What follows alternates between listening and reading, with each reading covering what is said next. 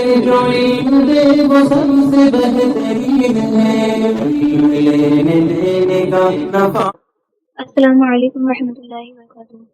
الحمد للہ رب العالمین والصلاة والسلام علی اشرف الانبیاء والمرسلین وعلی آلہ وصحبہ اجمعین، اما بعد، رب اشرح لی صدری ویسر لی امری واحلل عقدۃ من لسانی۔ پچھلی ویڈیوز میں ہم نے اسم کو جاننے کے لیے 4 چیزیں: اعراب، جنس، عدد، وسعت۔ ان چاروں میں سے ہم نے سب سے پہلے اعراب کی تعریف وغیرہ کو جان لیا۔ اعراب کے لحاظ سے اسم 2 طرح کے ہوتے ہیں: معرب اور مبنی۔ معرب میں ہم نے 2 قسمیں دیکھی: منصرف اسما اور غیر منصرف اسما۔ منصرف اسما کے بارے میں ہم نے یہ جانا تھا کہ منصرف اسما تنوین کے ساتھ ہوتے ہیں اور ان کے اعرابی حالت کی حالت میں تبدیل ہوتی ہے، اور غیر منصرف اسما کے بارے میں ہم نے یہ جانا تھا کہ غیر منصرف اسما بغیر تنوین کے ہوتے ہیں اور ان کی اعرابی حالت نصب و جر میں ایک جیسی رہتی ہے۔ ہم نے مبنی کو لیا تھا۔ مبنی کے بارے میں ہم نے یہ جانا کہ مبنی تینوں اعرابی حالتوں میں ایک ہی جیسا رہتا ہے۔ ہم نے ان تمام چیزوں کو جان لیا اور اعراب کو کمپلیٹ کر لیا تھا پچھلی کلاس میں۔ اگر آپ نے اعراب کو نہیں پڑھا ہے تو سب سے پہلے پچھلی ویڈیوز میں اعراب کو پڑھ لیجئے۔ آج ہم جنس کو جاننے والے ہیں۔ جنس کسے کہتے ہیں؟ جنس کہتے ہیں جینڈر کو۔ جیسے انگلش میں مسکولائن، فیمینائن ناؤن آتے ہیں، ویسے ہی عربی میں بھی کچھ اسما مذکر اور کچھ اسما مؤنث استعمال ہوتے ہیں۔ جنس یعنی جینڈر کے اعتبار سے اسم یعنی ناؤن یا تو مذکر ہوگا یعنی مسکولائن، یا مؤنث ہوگا یا فیمینائن۔ آج ہم جنس کو جاننے والے ہیں۔ جنس کے اعتبار سے اسم یا مذکر ہوگا یا مؤنث ہوگا۔ عربی زبان میں ہر ایک استعمال ہونے والا اسم مذکر ہی سمجھا جائے گا، جب تک نہ ہمیں اس اسم کا مؤنث ہونا ثابت نہ ہو۔ جب تک ہمیں اسم کا مؤنث ہونا ثابت نہ ہو، ہم اس کو مؤنث نہیں کہہ سکتے۔ عربی زبان میں جتنے بھی اسم استعمال ہوتے ہیں وہ مذکر ہی سمجھ جائیں گے جب تک نہ اس کا مؤنث ہونا ثابت ہو۔ تو آج ہم مؤنث کو جاننے والے ہیں۔ مؤنث کی 2 قسمیں ہیں: حقیقی مؤنث اور غیر حقیقی مؤنث۔ حقیقی مؤنث کسے کہتے ہیں؟ حقیقی مؤنث وہ مؤنث جس کے مقابل میں مذکر موجود ہو، یعنی جس کے اپوزٹ میں مسکولائن موجود ہو، اسے حقیقی مؤنث کہتے ہیں۔ جیسے امن کا معنی ہے ماں، اس کا اپوزٹ کیا ہے؟ ابن یعنی باپ۔ بنتن کا معنی ہے لڑکی، اس کا اپوزٹ ہے ولدن یعنی لڑکا۔ اختن کہتے ہیں بہن کو، اس کا اپوزٹ کیا ہے؟ اخن یعنی بھائی۔ امراتن کہتے ہیں عورت کو، اس کا اپوزٹ کیا ہے؟ رجلن یعنی مرد۔ یہ حقیقی مؤنث اس لیے ہیں کیونکہ ان کے اپوزٹ میں مذکر موجود ہے، اسی لیے ان کو حقیقی مؤنث کہیں گے۔ اور غیر حقیقی مؤنث وہ مؤنث ہوں گے جن کے مقابل میں جن کے اپوزٹ میں مذکر موجود نہ ہو، انہیں غیر حقیقی مؤنث کہیں گے۔ غیر حقیقی مؤنث وہ مؤنث جسے مؤنث کے طور پر استعمال کیا جاتا ہو اور جس کے مقابل میں مذکر موجود نہ ہو۔ جیسے ہم لیتے ہیں سماؤن کا معنی ہے آسمان۔ اس کو اردو میں ہم مذکر استعمال کرتے ہیں، ہم کہتے ہیں آسمان بہت بڑا ہے۔ ہم یہ نہیں کہتے کہ آسمان بہت بڑی ہے، کیونکہ ہم اس کو اردو میں مذکر استعمال کرتے ہیں، لیکن ہم اس کو عربی میں مؤنث استعمال کرتے ہیں۔ سماؤن آسمان کو ہم عربی میں مؤنث استعمال کرتے ہیں، لیکن اس کے اپوزٹ میں کوئی مذکر نہیں آتا، اس لیے اسے غیر حقیقی مؤنث کہیں گے۔ جیسے اردن اس کا معنی ہے زمین۔ زمین کو ہم اردو میں مؤنث استعمال کرتے ہیں، یعنی ہم کہتے ہیں زمین بہت چھوٹی ہے۔ ہم اردو میں زمین کو مؤنث استعمال کرتے ہیں اور عربی میں بھی اسے مؤنث استعمال کیا جاتا ہے۔ اردن اس کا معنی ہے زمین، لیکن اس کے اپوزٹ میں مذکر نہیں آتا، اس لیے اسے غیر حقیقی مؤنث کہیں گے۔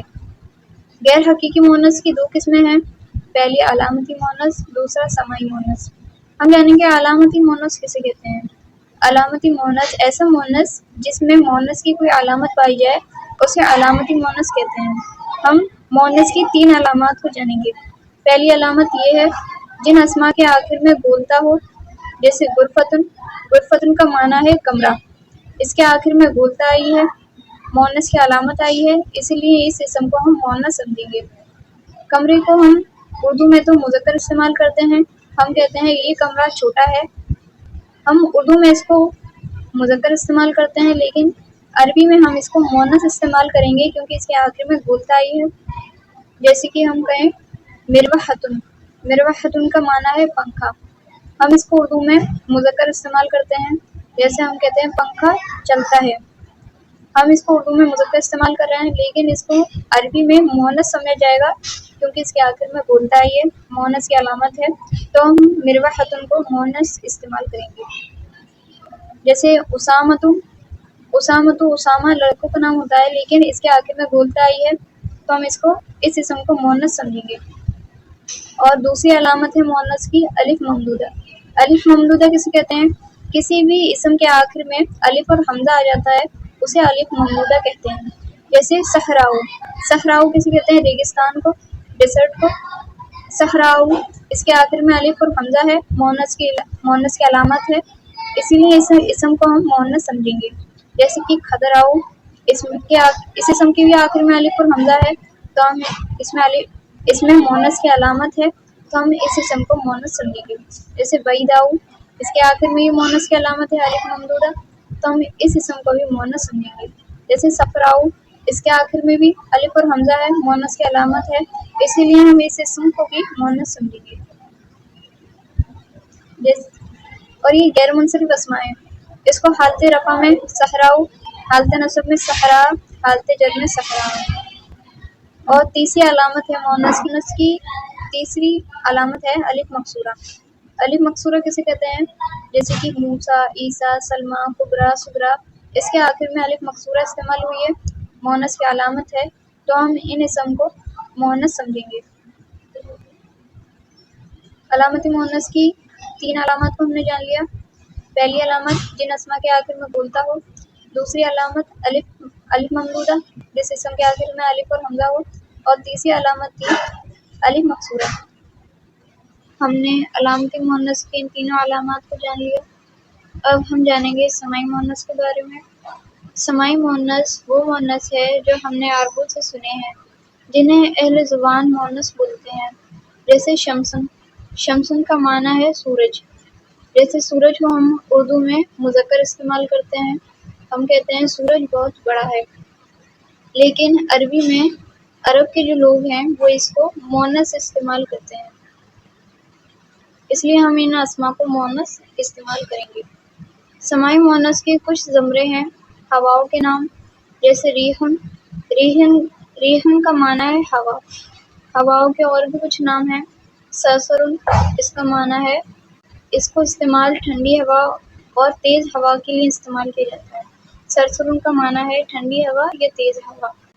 ہواؤں کا ایک اور نام ہے سمومن، اس کا معنی ہوتا ہے گرم ہوا۔ اور سماعی مونس کے کچھ زمرے اور ہیں شراب کے نام، خمرن اور خرطمن۔ آگ کے نام بھی سماعی مونس ہے، مونس استعمال ہوتے ہیں، نارن، جحیمن، سعیرن، جہنمن۔ یہ تمام اسما سماعی مونس ہیں، ان کو عرب کے لوگ مونس استعمال کرتے ہیں۔ جسم کے وہ اعضاء جو جوڑے کی شکل میں ہوں، عرب کے لوگ ان کو بھی مونس استعمال کرتے ہیں۔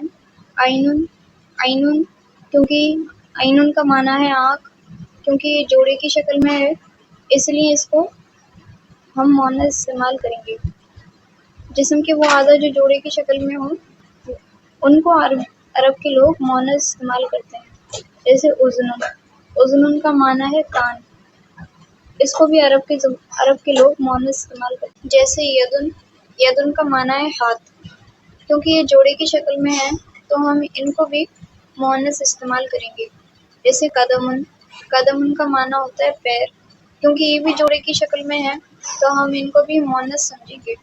جیسے انفن کا معنی ہوتا ہے ناک، لیکن یہ جوڑے کی شکل میں نہیں ہے، اس لیے ہم اس کو مذکر سمجھیں گے۔ سماعی مونس کے کچھ زمرے اور ہیں شہروں اور ملکوں کے نام، جیسے مکہ، مدینہ۔ یہ اسما بھی شہروں اور ملکوں کے نام بھی سماعی مونس میں سے ہیں، اس لیے ہم ان کو مونس سمجھیں گے۔ کچھ متفرق اسما اور ہیں شمسن اردن نفسن دارن سمان، ان اسماء کو بھی مؤنث استعمال کیا جائے گا کیونکہ عرب کے لوگ ان کو مؤنث سمجھتے ہیں۔ آج ہم نے جنس کو کمپلیٹ کر لیا، انشاءاللہ اگلی ویڈیو میں ہم عادت کو جانیں گے۔